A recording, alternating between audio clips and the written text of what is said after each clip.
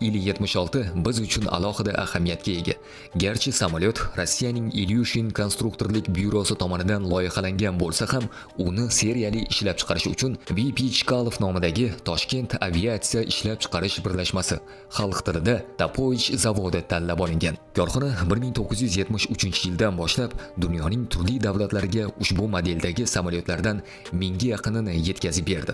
Zavod gullab yashnagan davrlarda uning konveyerlaridan har oy bir necha bort havoga ko'tarilardi.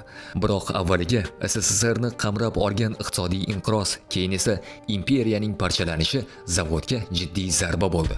Chunki Tapovich sobiq ittifoq tarkibidagi boshqa davlatlar, xususan Ukraina, Belarus va Rossiyadan keladigan ehtiyot qismlarga qaramadi.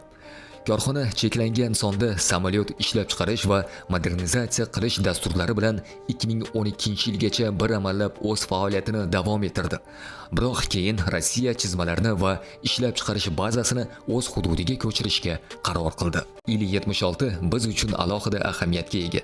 Garchi samolyot Rossiyaning Ilyushin konstruktorlik byurosi tomonidan loyihalangan bo'lsa ham, uni seriyali ishlab chiqarish uchun VP Chkalov nomidagi Toshkent aviatsiya ishlab chiqarish birlashmasi, xalq tilida Tapovich zavodi tanlab olingan. Korxona 1973-yildan boshlab dunyoning turli davlatlariga ushbu modeldagi samolyotlardan 1000 ga yaqinini yetkazib berdi. Zavod gullab yashnagan davrlarda uning konveyerlaridan har oy bir necha bort havoga ko'tarilardi.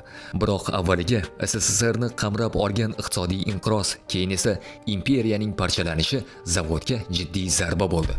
Chunki Tapovich sobiq ittifoq tarkibidagi boshqa davlatlar, xususan Ukraina, Belarus va Rossiyadan keladigan ehtiyot qismlarga qaramadi.